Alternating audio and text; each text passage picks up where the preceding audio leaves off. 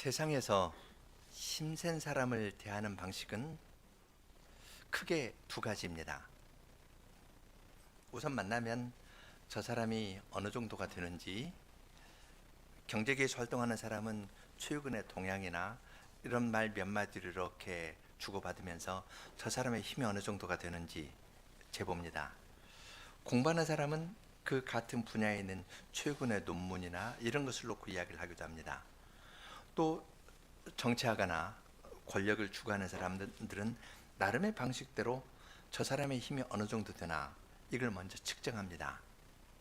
그래서 저 사람이 나보다 힘이 세다는 것, 어느 정도 나하고 관계가 어떻다는 것을 확정하면 대체로 둘 중에 하나입니다.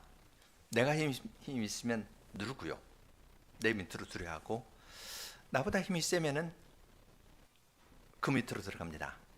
서열을 딱 정해가지고 그렇게 합니다.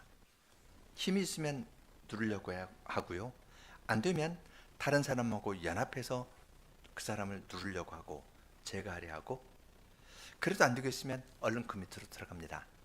관계를 쉽게 딱 설정해 버립니다. 그건 개인의 문제뿐만 아니라 나라와 나라 사이에서도 마찬가지입니다. 힘이 있으면 다른 나라를 누르고, 어떤 때는 다른 나라와 연합해 가지고 또 다른 나라와 공격하고 싸우기도 합니다. 그리고 안 되면은 밑으로 들어갑니다.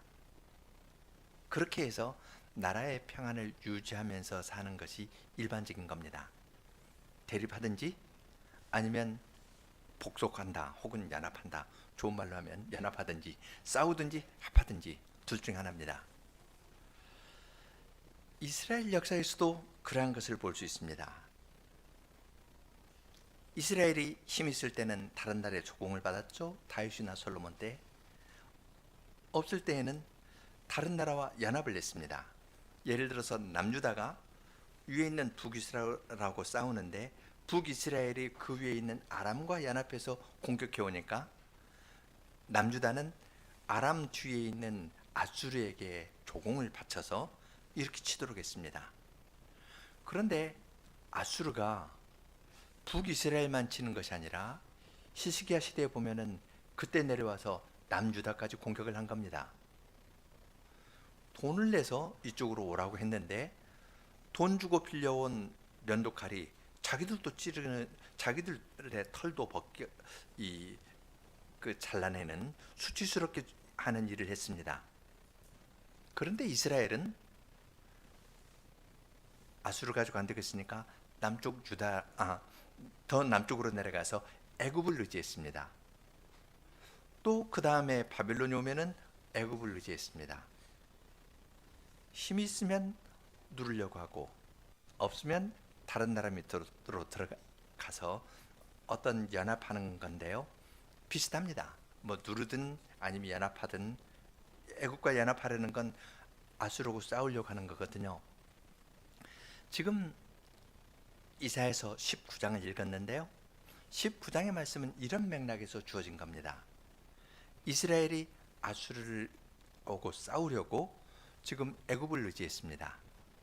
19장 20장에서 애굽에 관한 이야기를 하는데 두 가지 주제입니다. 첫째는 방금 19장 1절부터 15절에 있는 것처럼 애굽이 멸망당할 것이다. 애굽이 힘이 있다 하는데, 힘이 있어도요, 애굽 안에서 서로 형제와 형제끼리 싸우고 성읍과 성읍끼리 싸우면 어떻게 될까요? 애굽에 술사들이 있는데, 지혜자들이 있는데, 지혜자들의 총명이 어두워지면 그건 쓸데없이 되는 겁니다. 또한 애굽은, 이집트는 나일강의 선물이다, 젖줄이다, 혹은 나일강은 애굽의 젖줄이다, 애굽은 나일강의 선물이다, 이런 말이 있습니다. 나일강은요, 길이가 1600km쯤 됩니다. 상류에서 하류까지요. 상류에서 하류까지 1600m 오니까 범람할 때에는 아주 비옥한 흙을 아래 갖다 줍니다. 강이 크기 때문에 아브라함 이야기에서 볼 수 있는 것처럼 가나안 땅은 기근이 있어도 애굽에는 기근이 별로 없습니다. 큰 강이 있으니까. 거기서 어업도 있고요, 또 비옥한 흙이 위에서부터 내려오니까 그 델타 지역이라고 하죠. 나일강의 델타에서 농사를 지으면 잘 됩니다. 애굽도 갈대 숲이나 이런 것이 있기 때문에 그걸 가지고 그 의류 산업도 상당히 발달했습니다. 그런데 하나님께서는 애굽 사람들이 자기들의 지혜자 혹은 나일강을 기반으로 하는 산업을 의지하고 있는데 19장 앞에 보면 그걸 다 꺾어버리시겠다 합니다. 지혜자도 없어지고 나일강도 마를 것이고 힘 있다고 하는데 형제들끼리 서로 싸우게 할 것이다. 너희들이 우상을 섬기는데 우상도 부끄럽게 될 것이다. 19장 1절부터 15절입니다. 그리고 20장은 좀 짧은데요. 20장 1절부터 6절까지인데 하나님께서는 애굽이 아수르에게 포로로 끌려갈 것을 이야기를 하는데요. 그 끌려가는 걸 이야기를 하려고 이사야로 하여금 3년간 옷을 벗고 다니게 했습니다. 이스라엘이 끌려간다는 것이 아니라 애굽이 끌려간다는 것을, 애굽이 이런 식으로 끌려간다는 것을 벌거벗은 채 뭐 속옷이나 간단하게 입었겠죠. 찢어진 옷 입고 뭐 이런 상태로 하면서 애굽의 심판이 있을 것을 이야기했습니다. 19장 앞부분 심판입니다. 20장 심판입니다. 그런데 19장 16절부터는 분위기가 확 달라집니다. 읽으면서 그날에 그렇게 했는데요. 혹시 숫자에 관심 있는 여러분 가운데 그날에라는 말이 몇 번 나왔는지 혹시 이야기할 수 있을까요? 네, 읽으면서 그날에 할 때 읽고 잠깐 쉬었는데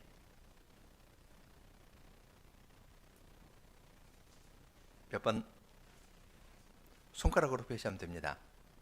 10손가락 안에 있으니까요. 아주 쉽습니다. 그냥 이렇게 하면 됩니다. 일단 5번 나옵니다. 5번 그날에 하면서 5 문단으로 이루어져 있습니다. 그날에 그렇게 5번 하면서 처음에는 심판을 이야기하는 듯 하는데 구원을 이야기를 합니다. 그리고 마지막에 있는 말, 나의 백성 애굽이여, 나의 손으로 지은 아수르여, 나의 산업 이스라엘이여, 너희에게 복이 있을지어다. 이렇게 말씀하시는 데에서는 확 달라집니다. 어떻게 애굽이 하나님의 백성이 되는가? 애굽에 대해서 심판을 이야기하신 주님께서 왜 갑자기 이 부분에서 애굽을 구원하신다, 애굽을 나의 백성으로 삼는다고 말씀하시는가? 그렇게 말씀하시는 의도가 무엇일까? 그러한 의문을 자연히 갖게 됩니다. 이스라엘은 애굽을 의지했습니다. 거기에 대해서 하나님께서는 2가지로 말씀하십니다. 너희가 의지하는 애굽은 바벨론에게, 아수르에게 멸망될 것이다.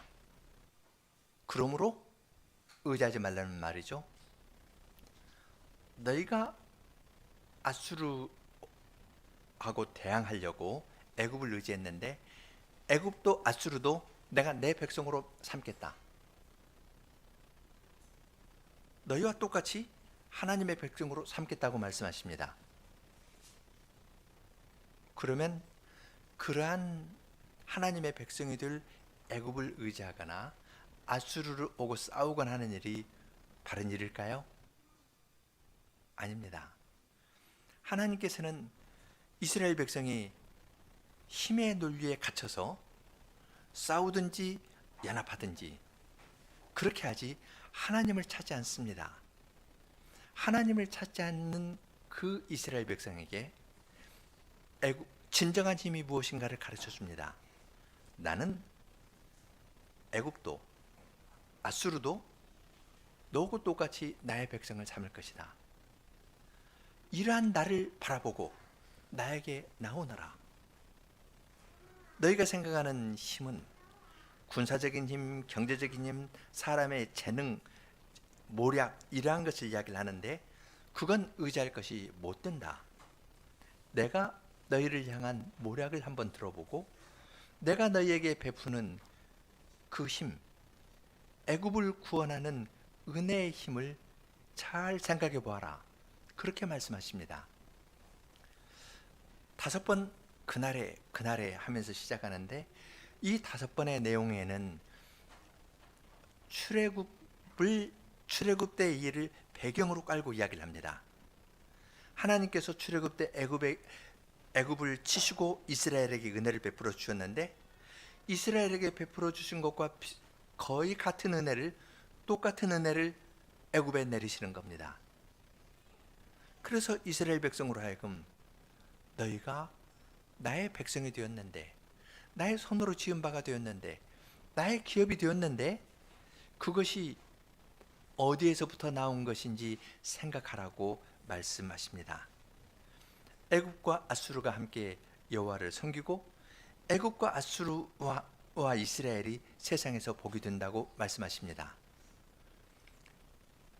애굽과 아수르에게 하나님께서 행하시는 일을 보여주심으로써 이스라엘로 하여금 하나님께서 어떠한 분이신가, 하나님께서 그들에게 베풀어 주시는 은혜는 무엇이고, 그것으로 보여주시는 참된 힘이 무엇인가를 알려주십니다.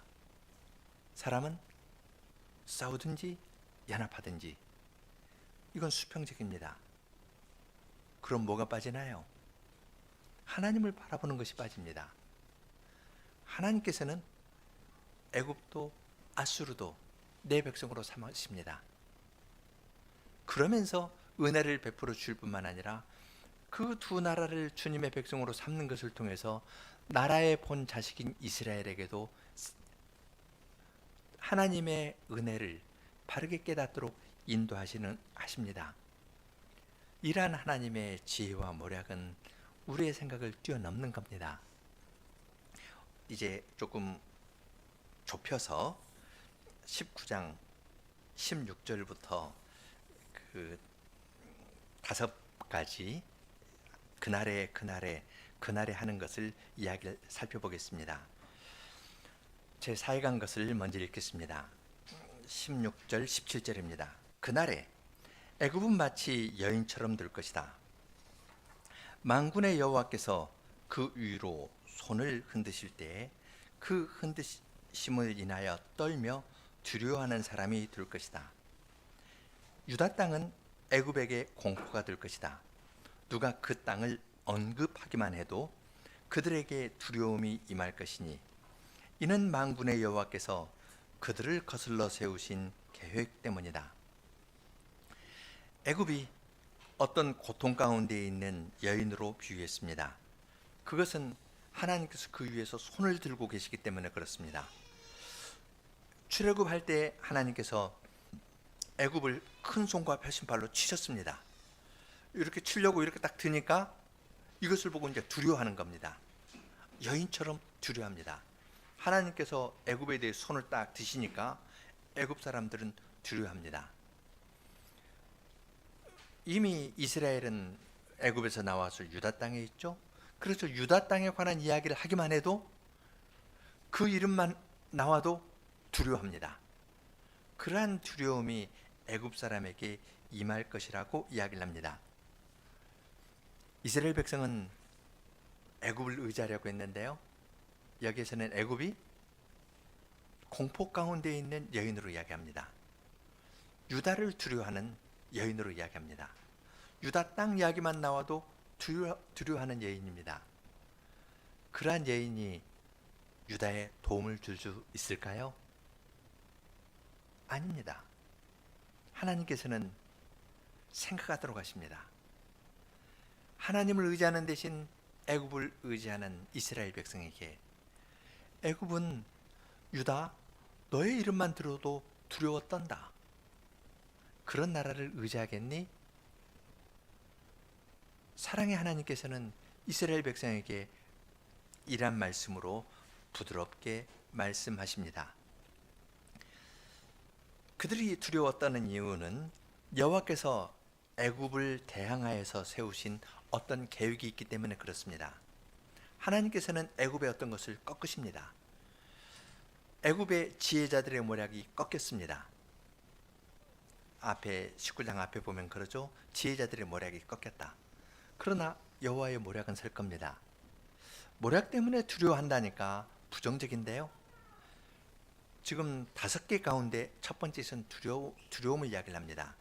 그리고 모략이라는 말을 하면서 그 다음으로 넘어갑니다. 그러면 이것은 두려움을 주는 모략이지만 더 나아가면 다른 요소가 있습니다. 19절입니다. 18절입니다. 두 번째인데요. 그날에 애굽 땅의 5 방백이 가나안 방언으로 말하고 만군의 여호와께 맹세할 것이다. 그 중에 하나는 멸망의 성읍 혹은 태양의 성읍이라 불리울 것이다.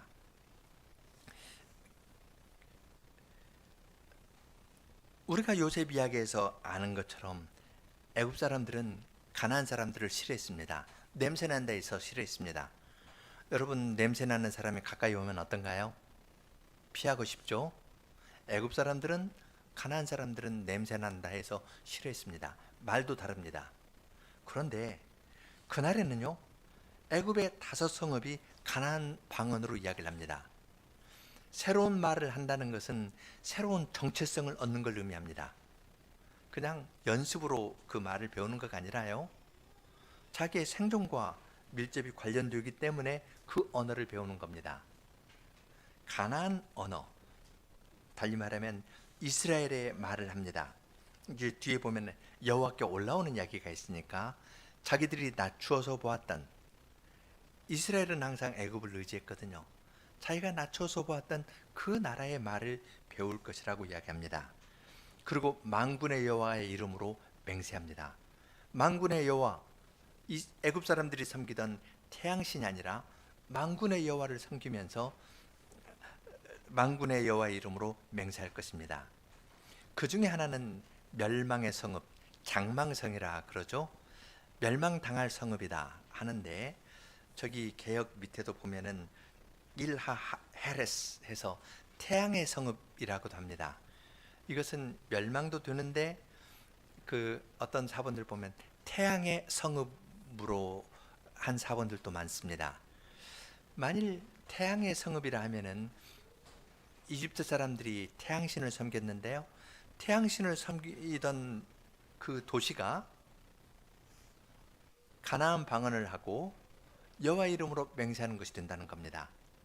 그래서 애굽의 신을 섬기는 일들이 없어지고 대신 하나님께 나와 예배하는 자들이 될 것이라고 이야기를 합니다.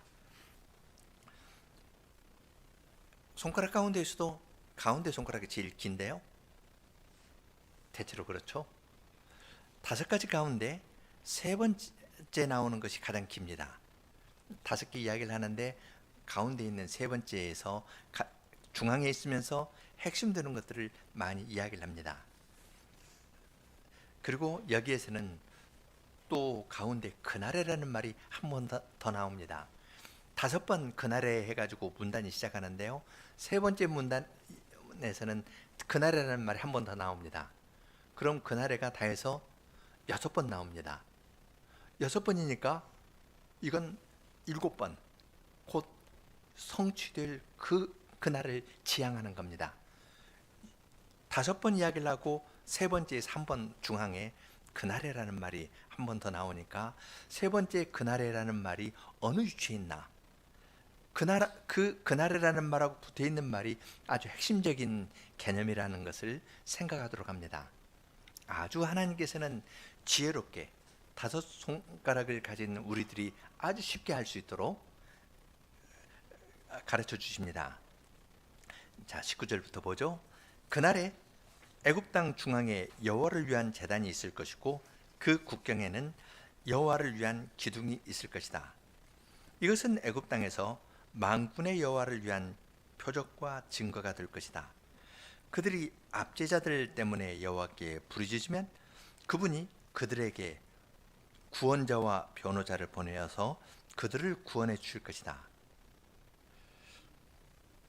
우선 19절 20절 보죠. 그림을 그려보십시오. 애굽 땅 중앙에 여호와를 위한 제단이 있습니다. 그리고 가나안에서 애굽으로 들어가면 국경을 지나야 되는데요, 국경 지역에 여호와를 위한 기둥이 있습니다. 보통 성문 곁에 기둥이나 이런 거가 있죠. 이 말이 뜻하는 건 뭘까요? 애굽 땅 전체가 여호와께 돌아온다는 말입니다. 중앙에는 성전이 있고 국경에는 여호와를 위한 기둥이 있습니다. 애굽 땅 전체가 하나님의 소유라는 것을 뜻합니다. 아주 그림 그리듯이 이야기를 합니다. 이것이 만군의 여호와를 위한 표적과 증거가 됩니다. 이 땅은 여호와의 땅이다. 여호와께 속한 것이다.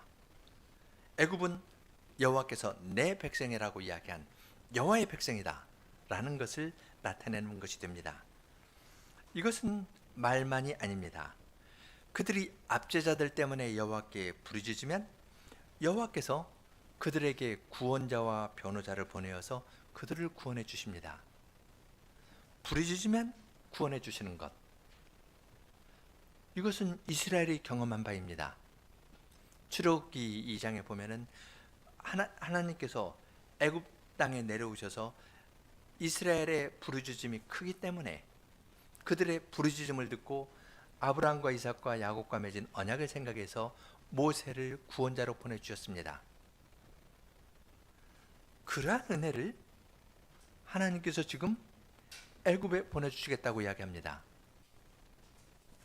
애굽 사람들이 압제자 때문에 부르짖으면, 옛적에 이스라엘 백성이 바로 때문에 부르짖으면, 바로가 아이를 낳으면 나일강에 던지라 했잖아요. 남자아이를 던지면 바로 나일강에 던지라 했을 때 부르짖으면 하나님께서 구원자를 통해서 구원해 주셨는데, 그 동일한 은혜를 하나님께서 애굽 땅에 내려주시겠다고 이야기를 합니다. 이제 여기에서 중심이 되는 21절을 보죠. 여호와께서 애굽에서 자기를 알리실 것이고 그날에 애굽은 여호와를 알 것이다. 그들이 희생 제물과 소제로 섬길 것이고 여호와께 서원하고 그대로 이행할 것이다. 여호와라는 이름, 이 이름 자체가 출애굽하고 뗄 수 없습니다. 하나님께서는 이스라엘 백성에게 여호와라는 이름을 주셨습니다. 출애굽기 6장을 보면은 하나님께서 내가 아브라함과 이삭과 야곱에게는 전능한 하나님으로 나타났으나 여호와로는 그들에게 알게 하지 아니하였다 그랬습니다. 여호와라는 이름과 함께 여호와라는 이름을 알게 하면서 출애굽의 구원을 이루셨습니다. 하나님께서 애굽 사람들이 부르짖을 때 그들에게 구원자를 보내 구원해 주시면서 여호와라는 이름을 알게 해 주셨습니다. 전에는 바로가 여호와가 누구에 내가 너희를 보내서 하나님께 예배하라 하겠느냐, 너희가 게으르다 하면서 지푸라기를 주지 않고 벽돌을 굽게 했습니다. 그런데 여기에서는 애굽 사람들이 여호와를 알게 됩니다. 그날에 여호와께서 자기를 애굽 사람들에게 알게 하리니 그날에 애굽은 여호와를 압니다. 그래서 그들은 희생 제물과 소제로 여호와를 섬길 것이고, 그리고 여호와께 서원하고 그대로 행할 것입니다. 여호와를 섬기는 것, 그건 출애굽의 목적이었습니다. 하나님께서 모세를 부르시면서 출애굽기 3장 12절에서 그랬죠. 내가 이 산에서, 이스라엘 백성이 이 산에서 나를 섬길 것인데 그것이 내가 너를 보낸 것의 증거가 될 것이다 그랬는데요. 하나님을 섬기는 것, 이것이 출애굽의 목적이었는데, 그래서 그들은 애굽에서 나오자마자 시내산에서 하나님께 예배하면서 언약의 말씀을 받았습니다. 애굽 사람이 그 일에 동참하는 겁니다. 부르짖으니까 하나님께서 구원자를 보내서 구원해 주시고 여호와라는 이름을 알려주시고, 그러니까 그들이 하나님을 섬깁니다. 하나님께 이스라엘 백성처럼 희생제사와 소제를 드리면서 섬기고 여호와 이름으로 서원하고 그대로 행할 것이라고 이야기를 합니다. 22절도 출애굽 사건하고 아주 붙어 있습니다. 여호와께서 애굽을 치실 것이나 치시고서 고쳐주실 것이다. 그들이 여호와께 돌아올 것이고 주님께서는 그들의 간구를 들으시고 그들을 고쳐주실 것이다. 10가지 재앙을 내릴 때에는 애굽을 치기만 하셨습니다. 그리고 그들은 고쳐주지 않았습니다. 그런데 하나님께서 이스라엘 백성을 고쳐주신 것처럼 애굽을 치셨을 뿐만 아니라 애굽을 고쳐주시겠다고 이야기를 합니다. 10가지 재앙으로 치신 것과 달리 전환이 생긴 겁니다. 치신 하나님께서 동시에 구원해 주실 것을 이야기를 합니다. 이스라엘에게 베풀어 주신 동일한 은혜가, 동일한 능력이 우리는 애굽 사람들에게 베풀어진 것을 여기에서 봅니다. 이제 네 번째입니다. 그날에 애굽에서 아수르까지 큰 길이 있어 아수르에서 애굽으로, 애굽에서 아수르로 갈 것이다. 애굽이 아수르와 함께 여호와를 섬길 것이다. 전에는 애굽하고 아수르 사이에 큰 길이 있는데요, 그 큰 길은 기병들, 마병들이 다녔습니다. 전쟁하려고 아수르에서 애굽으로 오고, 애굽에서 유프라테스 강 해가지고 아수르하고 싸우려고 갔는데, 이제는 평화를 위해서 서로 교류를 합니다. 그리고 그들이 오가는 것은 서로 사이좋게 지내는 것이 아니라 함께 여호와를 섬기러 그 길을 타고 그들이 서로 격려하면서 우리 함께 여호와께 나아가자, 그러한 날이 오게 될 것이라고 이야기를 합니다. 시온이 세계의 중심이 되고 애굽도 여호와께로, 아수르도 여호와께로 돌아올 겁니다. 아수르를 여기서 짧게 이야기를 하지만 사실은 세 번째에서 이야기한 그 모든 내용이 아수르에게도 그대로 적용될 겁니다. 하나님께서 아수르로 하여금 압제자를 인해서 부르짖으면 그들에게 구원자를 보내서 구원해 주시고 여호와 이름을 알려주시고, 그들이 하나님께 제사를 드리고 하나님께서 그들을 치셨지만 그들을 고쳐주시는 동일한 일을 아수르에게도 행하실 겁니다. 애굽을 구원하시는 일을 상세하게 이야기를 하고 아수르를 살짝 이야기했습니다. 동일한 은혜를 하나님께서 내려주시는 겁니다. 그날이 되면은 아주 달라질 겁니다. 다섯 번째입니다. 24절, 그날에 이스라엘이 애굽과 아수르를 이어서 셋째가 되고 땅에서 복이 될 것이다.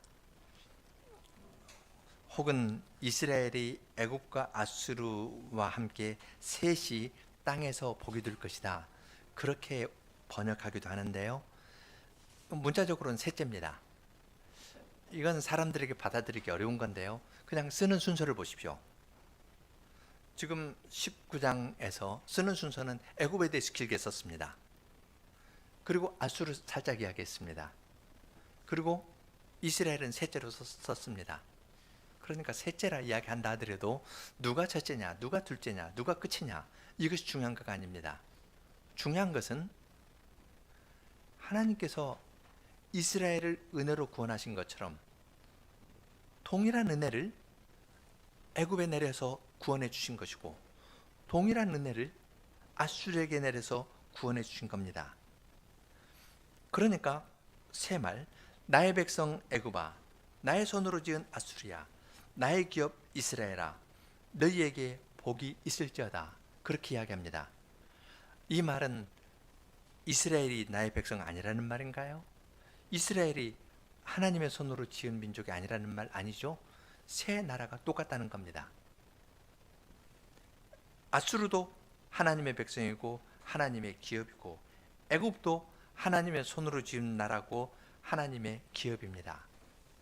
세상의 큰 나라들, 그 나라들을 모두 하나님께서 복을 주셔가지고 주님의 백성으로 삼으십니다. 그들로 하여금 부르짖게 하시고 구원자를 보내시고 그들을 치셨지만 또한 고쳐주시면서 하나님의 백성으로 삼으셨습니다. 애굽에도 아수르에도 동일한 은혜를 내려주시는 겁니다.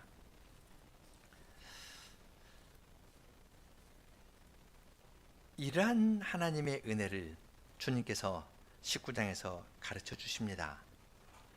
그날에라는 말을 5번 반복하고요, 여호와를 알게 한다는 말할 때 그날이라는 말을 한 번 더 씁니다. 6번 그날에 그날에 그날에 그렇게 하면서 하나님께서 이 일을 반드시 이루실 것이다. 6번 후에 7번이 있거든요. 7번째 마지막 그날을 바라보면서 이스라엘 백성들로 하여금 너희가 받은 은혜가 무엇이고 내가 다른 사람들에게 베풀어 주는 은혜가 무엇인지를 생각하도록 합니다.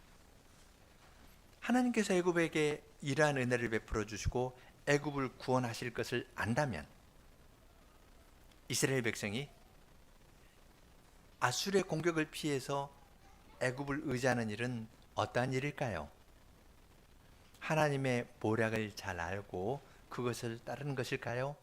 아니면 멍청하고 바보스럽게 행하는 일일까요? 하나님께서는 이스라엘이 아주 깨닫기 둔하고 우둔하기 때문에 2가지 방식으로 알려주셨습니다.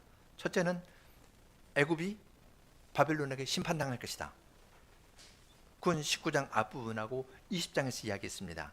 심판당하니까 멸망될 나라니까 그 나라 의지하지 마라. 동시에 그 나라에게 내가 너에게 베푼 것과 동일한 은혜를 그들에게도 주고 그들이 너의 형제가 될 것이다. 바벨론, 아수르하고 이집트 틈바구니 사이에서 이쪽 붙었다 저쪽 붙었다 이렇게 왔다 갔다 하는데 하나님께서는 눈을 들어서 하늘을 바라보라. 내가 애굽에게 주는 은혜를 바라보고 내가 아수르에게 주는 은혜를 바라보면서 나를 의지하지 다른 나라를 의지하지 말라고 말씀하십니다. 여러분 같으면 여러분의 자녀나 아니면 가르치는 학생이 계속해서 다른 데에 마음을 두고 그쪽으로 계속하면 어떨까요? 그것도 모르냐면서 그냥 혼내고 끝날 겁니다. 그런데 하나님께서는 어미로 애굽에 대한 심판을 이야기하지만 동시에 애굽을 구원하시는 하나님의 은혜에 대해서 이야기를 합니다. 이스라엘아, 내가 싸우려는 아수르나 내가 의지하려는 애굽, 내가 모두 은혜로 나의 백성을 삼겠다. 그렇게 말씀하십니다. 이스라엘이 평면적인 관계에서 이 나라하고 싸우고 저 나라를 의지하는 것, 그것은 핵심되는 걸 놓쳤기 때문입니다. 오직 은혜로 하나님께서 구원하신다는 이 핵심을 놓쳤기 때문에 그들은 눈에 보이는 대로 행하는 겁니다. 하나님을 믿는 믿음이 없으니까 저 나라하고 아수르하고 연합하려다가 공격이 오니까 싸우려고 하면서 애굽하고 연합하는 겁니다. 이렇게 팀을 만들고 저렇게 팀을 만들고 이렇게 하면서 자기의 생존을 유지하려고 합니다. 그러나 이스라엘이 어떻게 이 땅에 존재하게 되었습니까? 하나님의 은혜 아닙니까? 세례자 요한이 이야기한 것처럼 하나님께서는 이 돌들로도 아브라함의 자손이 되게 만드실 수 있는 분이십니다. 애굽, 아수르 모두 하나님의 자녀로 만드실 수 있는 그러한 은혜의 하나님이십니다. 하나님께서는 애굽에게 베풀어 주실 은혜를 이야기를 하면서 이스라엘 백성의 마음에 호소하는 겁니다. 출애굽 때 베풀어 주신 은혜의 그 사실들, 그것을 그들에게 상기시켜 주시면서 너희가 어떻게 이 땅에 나라로 존재하게 되었느냐, 전적으로 나의 은혜가 아니더냐, 이 은혜를 나는 애굽에게도 베풀어 줄 것이다. 그들이 놓친 것은 하나님의 은혜입니다. 돌들로도 아브라함의 자손이 되게 할 수 있는 하나님의 은혜를 놓쳤기 때문에 그들은 눈에 보이는 것을 의지하는 겁니다. 눈에 보이는 이것을 잡으려고 하는 겁니다. 하나님의 은혜에 대한 깨달음은 능력이 무엇인가를 생각하도록 합니다. 하나님의 은혜를 모르니까, 은혜가 갖고 있는 힘을 모르니까 그들은 세상의 능력을 의지합니다. 애굽을 의지할 때에는 애굽은 나일강이 있고 산업이 융성하고 거기에는 지혜자들도 있다. 그러면서 그러한 의적인 것을 놓고 들어서 애굽을 의지하는 겁니다. 무엇이 참된 힘이겠습니까? 하나님께서는 이스라엘에게 물으시는 겁니다. 애굽이 자랑하던 그 모든 힘들 내가 다 말려버렸다. 나일강 말려버렸다. 지혜자들 서로 싸우게 해버렸다. 지혜자들에게 미혹한 정신을 주어가지고 그들이 아무것도 말할 수 없는 상태에 내가 떨어뜨려버렸다. 그리고 그들이 부르짖으면 내가 나를 여호와인 줄 그들에게 알게 하겠다. 그날에 알게 할 것이다. 애굽은 나의 백성이다. 그렇게 말씀하십니다. 굉장한 능력 아닙니까? 애굽 전체를 그처럼 거역하던 애굽을 아무 이유 없이 하나님께서 하나님의 백성으로 삼으시는 겁니다. 이스라엘 백성으로 하여금 참된 능력은 눈에 보이는 경제적인, 정치적인, 군사적인 힘이 아니라 나에게 있다. 나는 너희를 이처럼 사랑하면서 그들의 수준으로 내려와 가지고 말씀하시는 하나님의 사랑을 보여주시면서 나를 의지하지 다른 것을 믿고 나아가지 말라고 이야기를 하는 겁니다. 하나님의 은혜는 참된 능력입니다. 하나님의 은혜는 원수된 자를 하나님의 백성으로 삼으시는 능력입니다. 그러면 누가 이러한 능력과 이러한 은혜를 맛볼 수 있겠습니까?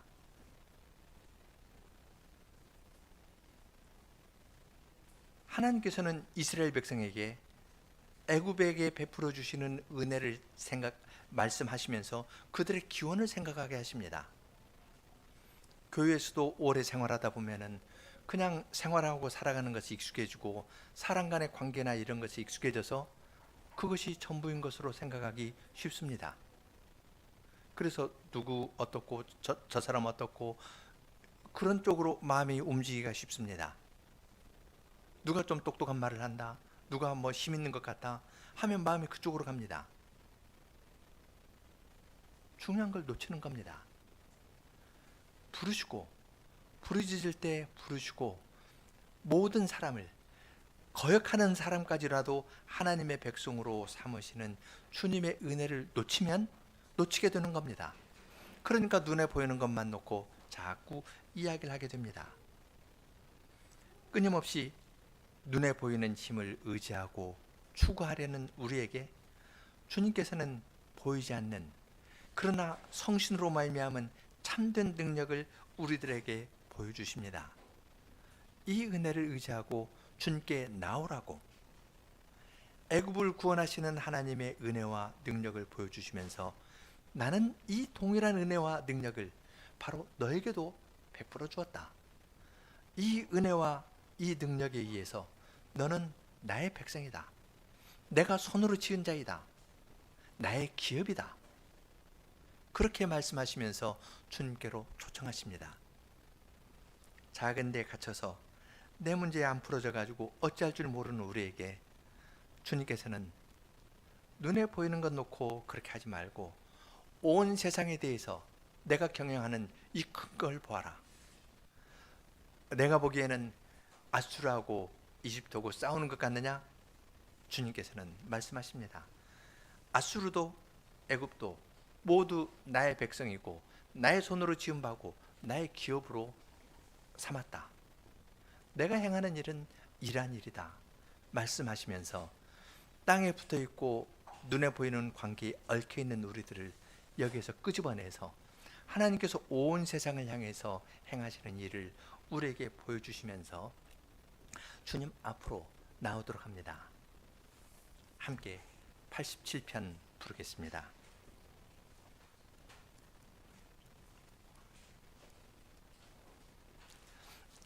1, 2, 3절 하고 간주하고 4, 5절 하겠습니다.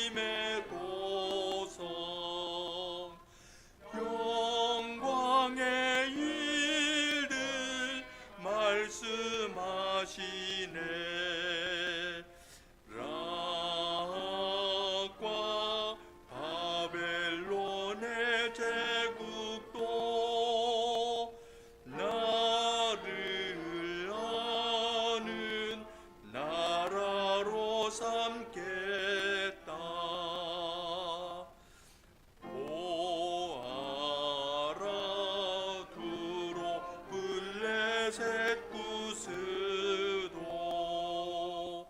모두 거기서 태어나도다. 지온에 대해 말을 하리라. 이 사람 저 사람 거기서 났도다.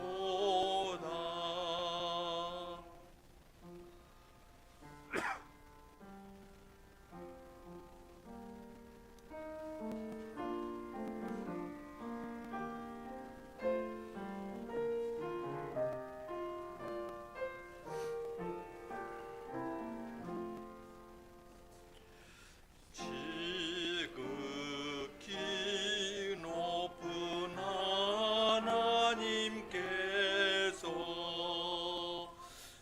시온을 친히 세우시리라. 민족들 이름 기록하실 때 시온서 너도 태어났다 하리. 민족들 기뻐하고 춤을 추며 시온에 대해 노래하리라. 내 뿔이 모두 너에게 있다. 내 샘물 모두 너의 안에 있다.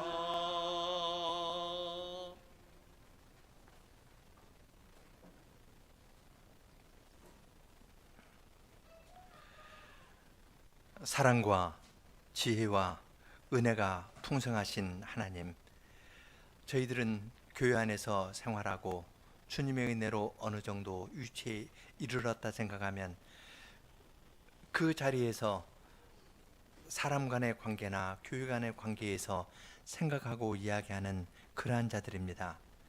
하늘에 계신 하나님을 더 사랑하고 주님께서 나에게 베풀어 주신 크신 은혜와 능력을 생각하고 동일한 은혜와 능력을 다른 사람에게도 베풀어 주시고 또한 지금 주님을 거역하는 것처럼 보이는 자에게도 동일한 은혜를 베풀어 주신다는 것을 생각지 못하는 자들입니다.